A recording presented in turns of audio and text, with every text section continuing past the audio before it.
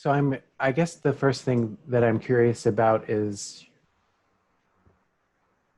and that I think would be helpful, is if you just shared a little bit about um, your racial justice journey as it relates to work you have been doing in your meeting or with the yearly meeting in recent years, and what your experience of that has been. Just Little stuff. feel free to tell me that I'm just totally off track and No, you're fine. something. Fine. Okay.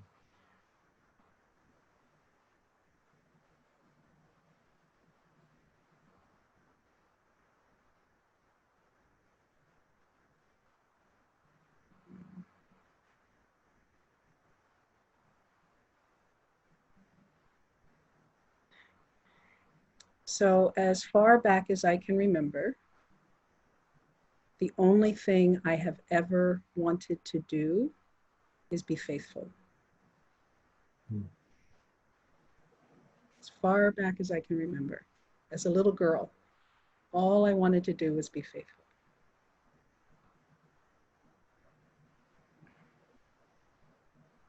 And the reason why I wanted to be faithful is because I was blessed with God's abundance.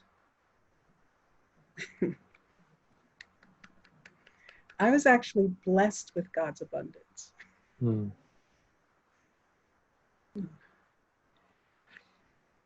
And what that looked like was I was raised in a place called Bucks County, actually Upper Bucks.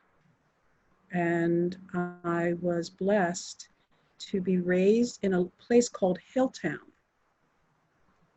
And what I later found out is, well, before, okay, let me say that. So Hilltown. And my backyard was 5 acres of open land, trees, streams, stunning blue skies with even more powerful clouds, all manner of nature and animals, and a quarry that had no water, a stone quarry. And what I later found out is that Hilltown has bedrock. It's literal bedrock. And so the story that I make up is that God invited me into that area to be raised on the bedrock of God's power. Hmm. The bedrock. Mm-hmm.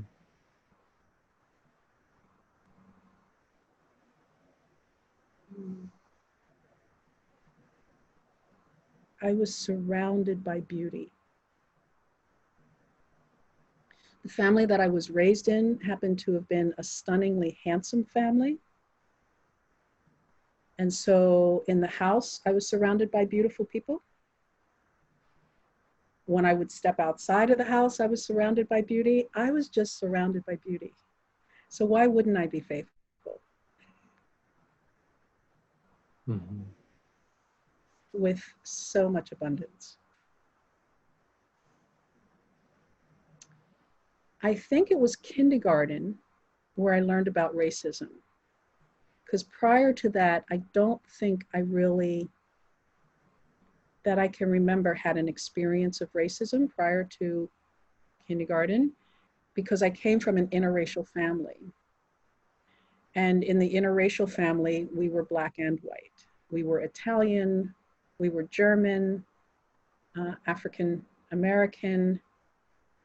We were a mix. And so as a child, I didn't know that differential. But in kindergarten,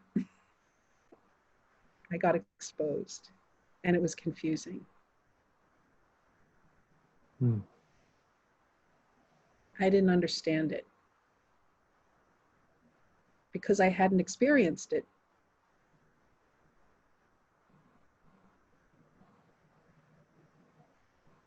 I'm going to jump a lot ahead.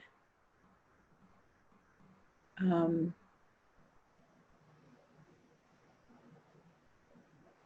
and at some point, once I started trying to make a sense out of race, I remember watching white children beat up white children because I was pretty much raised by the white community. And I would watch white children beat up on white children, and that was confusing. It was like, okay, it makes sense. It kind of sort of in a strange way makes sense that you wouldn't understand me because I look like I'm not of you. But when I would see white children beating up on white children, I was like, well, why are you beating up on yourself? Like, what's that? Right? So more confusion as a child. And at some point, I got introduced at the age of 10 to Quakers. The Lomax family invited me into meeting the family of color. And I remember going to worship and feeling like I felt when I was in the woods playing with animals or playing with the water spiders or hanging out with the trees. It was like there was a vibrational complement. And so I was yes. But because Quakers don't proselytize, or they weren't then anyway, Jehovah's Witnesses were proselytizing. They came to my door, they knocked, they asked me if I wanted to study the Bible. I said yes, and they matured me. So that's where the richness of my understanding of the Bible came from. I got disfellowshipped at the age of 19 for being queer. And so I was thrown out of the only religion that had matured me. I was devastated. And then I knew to return to Quakers. And so I returned. I was a young woman by the name of, I can't think of her name right now. But if I do, a young white woman who actually brought me into the Quaker fold. Laura Sherman, there she is. I got her. Laura Sherman. She was the one who brought me back to the community. And I bumped into all manner of feeling not received. And I knew that a part of not being received was, I am a little edgy, like I'm an edge walker, and it was painful because I knew I was home, and I felt not something, not met in the way in which my heart was longing to be seen and valued and celebrated and embraced and like was wanting that because that's what nature had done. I felt well received by nature. And so I wasn't understanding why the nature of the Quaker culture wasn't receiving. I later found out that, it was a mix of classism and racism and sexism and homophobia. And so it was like, oh, the soup. The soup hasn't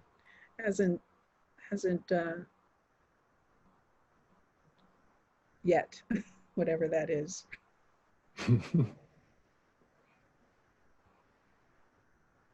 And so I was heartbroken and I left.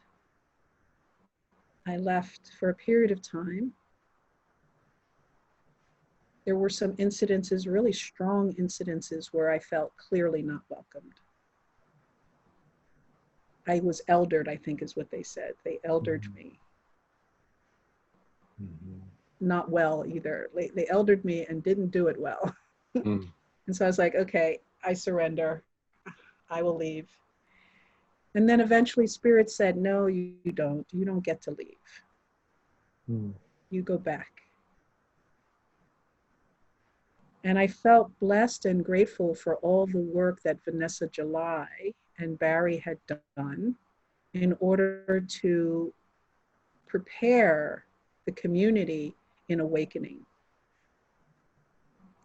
And so when I came back, there had been more work that had been done because of the work that Vanessa and Barry were doing, and others as well. And so I was like, oh, I'll participate in the work. Mm. I can play. I want to play. Um, and so eventually, the meeting embraced my ministry. And my ministry is called Love and Respect, transforms alternatives to violence. That's the name of my ministry. That's what has been embraced by CPMM. And I can truly say, I have what's known as I have both a SAG and a MAG. And so my SAG is Spiritual Accountability Group, and my MAG is a Mutual Accountability Group. So I have a lot of accountability, Mm-hmm. which I love being accountable. Mm. I like being accountable. That's true, I do. And Mm. Mm. Mhm. and so my ministry is about really understanding the infrastructure of love, the infrastructure of respect. And what does that look like beyond words? What is the practice of loving? What is the practice of respect? And what is the practice of actually being able to name violence when it is being played out? How do we name the violence? And a part of the ministry that I'm attempting to mature is that when we name the violence, we name the violence by bringing light, okay, a religion of light. Mhm. If you want to bring light to the violence so that you can see the violence more clearly, then the question is, what is the rubric? The rubric is love.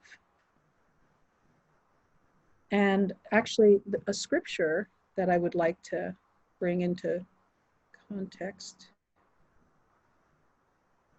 Come. It just got. Um, 1 Corinthians.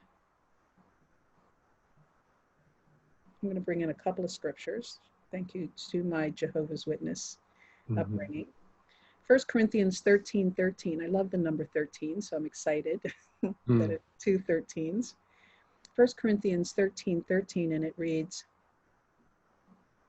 and now these three remain: faith, hope, and love. Mm.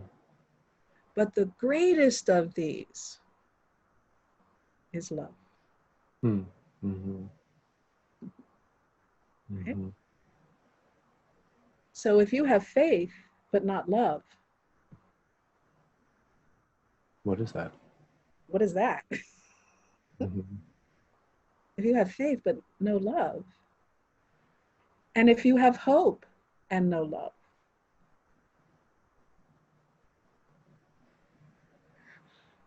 so then in Romans 13:10, we are pointed, and there it says, love does no wrong to others.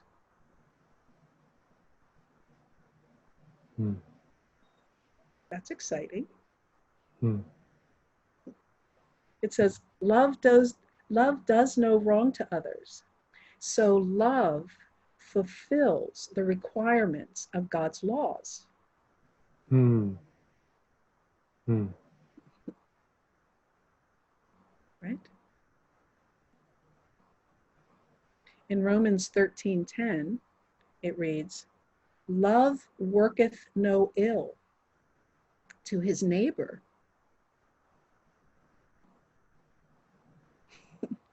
Mm-hmm. Love, therefore, is the fulfillment of the law. Mm. Mm. So then in 1 Corinthians 3:16, which I really love that one too. 1 Corinthians 3:16. I love this. I mean, there are a lot of scriptures that I get really excited about. There are a lot of scriptures I don't get excited about, if I'm going to be honest. But there are a lot that I get excited about. And in 3:16, it says, "Do you not know?" Right? So it starts with this question. Do you not know that you are God's temple? Mm. Mm-hmm.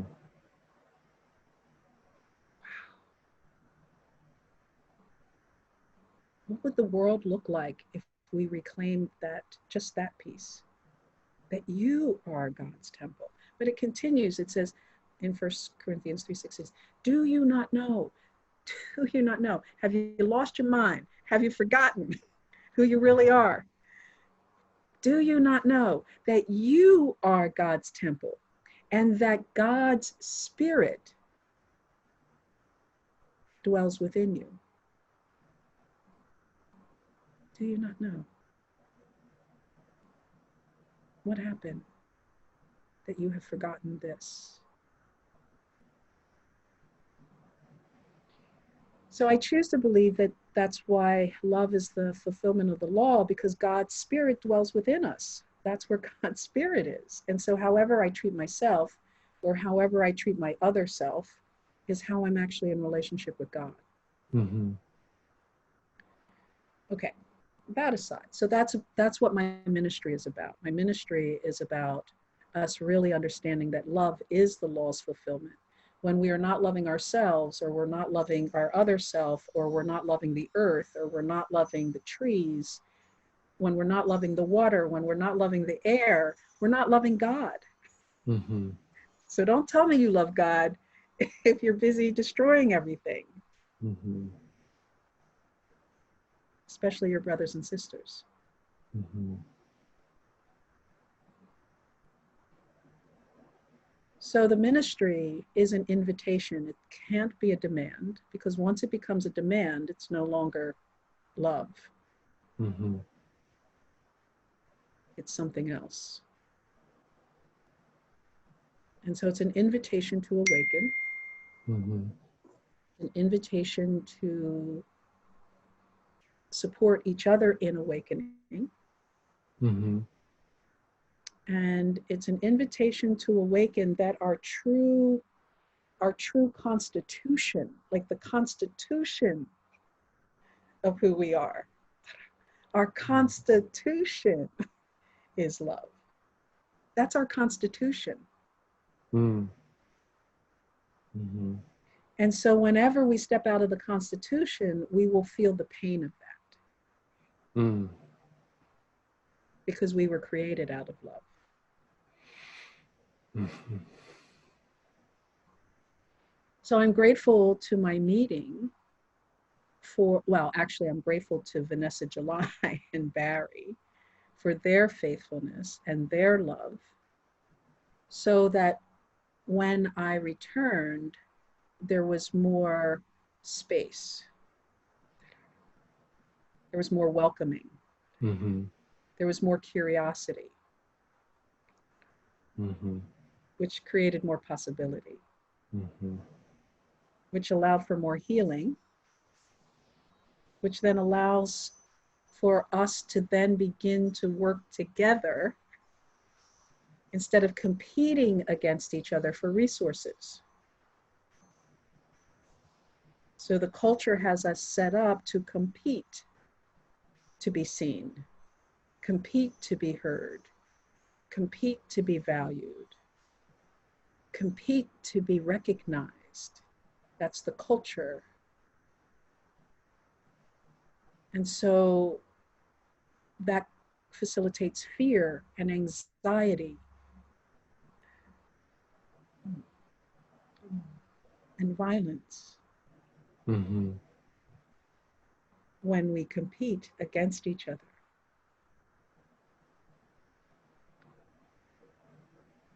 And so I choose to believe that where the meeting is, where we are now, this meeting, Mm-hmm. actually, this meeting, right? Mm-hmm. Okay, so this is the meeting place. Mm-hmm. This is meeting for worship. Right? This is it. This is where we're meeting for worship Mm-hmm. with attention to heal. Mm-hmm. And unfortunately, our elders, our elders, our elders were confused around that. They thought this was a place to be consumers, Mm-hmm. turned it into consumerism rather than a place of worship. Mm-hmm. And so I feel like Quakers right now, where we are in our ministry, is an opportunity to really um,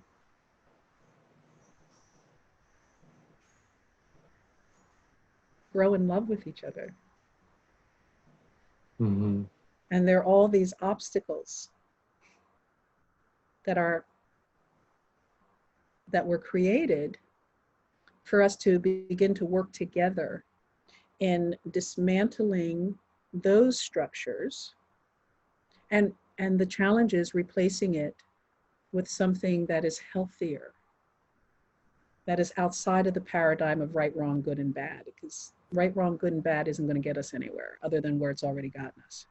Mm-hmm. But to allow our imagination to be sparked with how do we create healthier systems Mm-hmm. so that it becomes common health alongside of commonwealth. Mm-hmm. Common health. And the coronavirus, yay, coronavirus, yay, coronavirus, yay. Because the coronavirus, unfortunately, or fortunately, depending on how we're looking at it, is an opportunity. It really is an opportunity. It truly is. The coronavirus is an opportunity for us to truly recognize that unless we're all healthy, None of us. None of us is. Mm. and there were many systems that pointed to that before the coronavirus, but we didn't know how to read this. We didn't know how to read it Mm-hmm. because we were busy being distracted by systems that were set up to divide us. And so, yay, coronavirus. Yay. Whatever you need to wake up. Mm-hmm. So the meeting has embraced my ministry. I am grateful. I am humbled. The ministry is being expressed environmentally as well, in that I am a part of the organization Philly Thrive, the Right to Breathe campaign, which was instrumental in shutting down a 150-year-old oil refinery in South Philadelphia, which has been causing cancer and asthma and learning disability in the community. And so we were a part of the grassroots movement. I am a part of the grassroots movement of, right, dismantling, right? Because that's Mm-hmm. what I said originally, we have to dismantle. But once you dismantle, you now have a void. And if we don't fill the void with something healthy, we will just mantle the disease again, Mm-hmm. right? Because we know how to mantle disease. We know how to build disease. We know how to do that. We're really good at it. And that's about creating structures that ease. Mm-hmm. We dismiss ease. And when you create a culture that disses ease, then you create violence. Mm-hmm. And that violence will be internal, externalized. And so most of the work is from the inside out. Mm-hmm. So again, Philly Thrive, the Right to Breathe campaign, is where I have placed a lot of my energy, a lot of my leadership in bringing Quaker stillness, in bringing the testimonies, living into the testimonies and offering it to the community that I work in. And then the other fledgling that's kind of like struggling a little bit, but they're trying to figure themselves out, is Serenity Solar. Mm-hmm. And Serenity Solar is an itsy bitsy, teeny weeny little business trying to grow in the midst of racism and classism and sexism and homophobia. It's like this little business trying to figure itself out. That was a relationship between Swarthmore College and North Philadelphia, building relationships. And we bumped into all manner of structures of racism, specifically sexism, actually, probably sexism first, then racism and classism and homophobia. And so it's been really challenging for this itsy bitsy teeny weeny spark of God's love to fully Mm-hmm. in the ways in which it's capable, because there are so many systems that are set up to destroy it. Uh, and so, but we're breathing and we're dreaming and we're communicating and we're reclaiming each other and learning how to grow in love in a system that is very violent. Mm-hmm.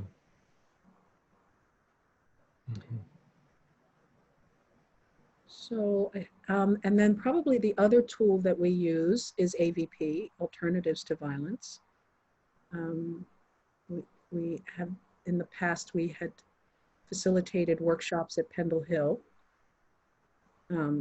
bringing this model to community. And the hope is to, once we figure out how to do, um, the longing is to bring AVP to South Philadelphia through the Philly Thrive movement. Mm-hmm. Mm-hmm. So I hope that answered that question. It was a long-winded answer. It was beautiful. You know what, and I appreciate you sharing. And I think one of the things I notice, and a joy that I have being part of the same monthly meeting community as you, is that you're a minister and an elder in my community, and I appreciate that um, the role that you have played in my life as I've grown up, um, and and uh, inspired and led by you often. So I appreciate you being willing to talk with me here.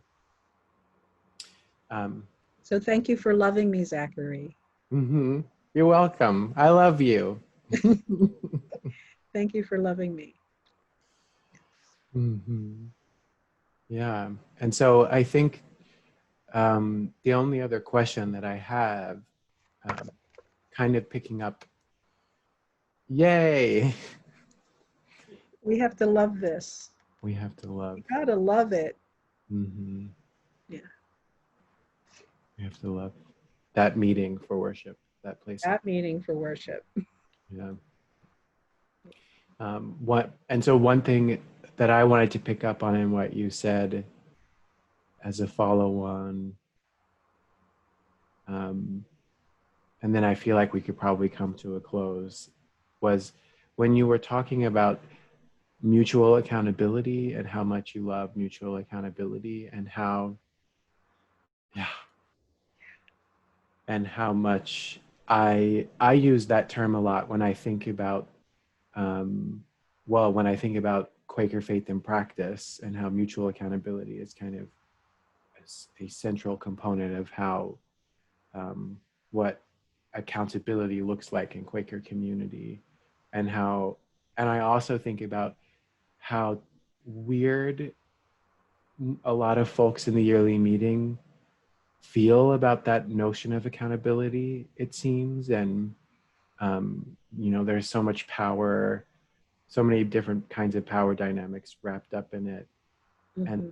and so when we think about like what sort of structure in the governance would we create to quote hold us accountable, um, the thing that I keep coming back to is like that accountability, well, it's mutual accountability, and it also seems to be um, to have to already be happening in certain ways, and still missing in others. So I'm curious if you have any thoughts about like what that could look like or does already look like.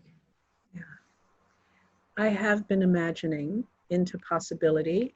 I don't see it as of yet. I don't believe the structure actually is there. Yeah. I believe the structure that is there is very much like our court system. You have a Mm-hmm. judge, you have some lawyers, you have the people who are at odds, and then you have a group of community who watches, listens, makes a judgment, and then found guilty or innocent, Mm-hmm. punishment or insanity. I don't know. Mm-hmm. So my judgment is that's what we have, and we've replicated that in many different ways in all of our relationships. Mm-hmm. My imaginings, and I am looking for community to invite me in to help design something different than what we're doing.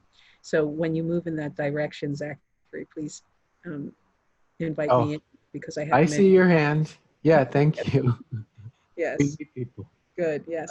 And so what I'm imagining is there would be a grievance, there would be an ouch, Mm-hmm. and we would have a body of people who had learned certain skills. And the skills would look something like this. I have an ouch. And so let's say there's an ouch between you and I. And I say to you, Zachary, I would like to have an opportunity to clear the ouch. Mm-hmm. I want the ouch healed, right? So it's not about right, wrong, good, or bad. It's about healing. Mm-hmm. And so then you would decide whether or not you wanted to step into the arena. And you would bring 5 people who really know and love and adore you. Mm. And I would bring 5 people who really know, love, and adore me.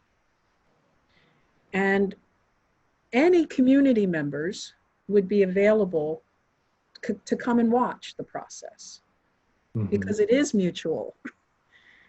All of this is happening in community.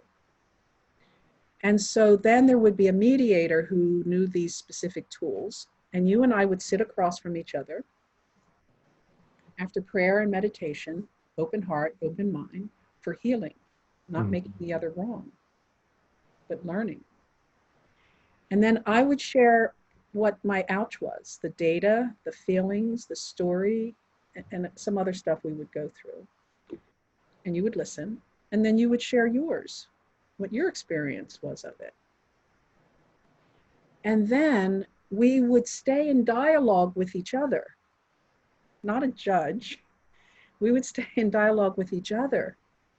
And then sometimes one of my peeps could tap me out and I could sit back, and then they would come in and they would talk to you.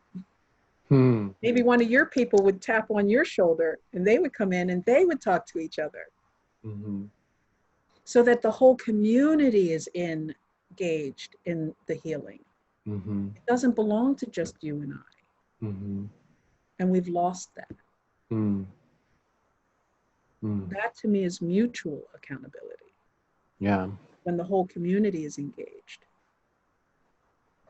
I would love that. that seems deeply transformative and embodies that transformative power of love. Exactly. Yeah. And then because whatever's going on between you and I is also going on between other people. They've been in that, they've been in that story done a little different, but it's the same story. Mm-hmm. And then we would all learn how to heal our stories. And then when we left, we would have those experiences instead of judgment, punitive, and punishment, and jails and prisons, and a waste of money, a waste of time, a waste of lives. Mm-hmm. Yeah. Thank you for that. I think that there is actually a sprint group that is yet to be formed. Um, so um, when that's supposed to be looking at the ways in which we need to be honoring structurally, the yearly meeting needs to be honoring structurally our commitment to addressing racism, and how we can do that. And one of those ways is having some process like what you've just identified. So I deeply appreciate that, and I will be back in touch about that with you. Because I have many, by God's grace, I have many gifts and talents to get us out of the shit we're in. Love it.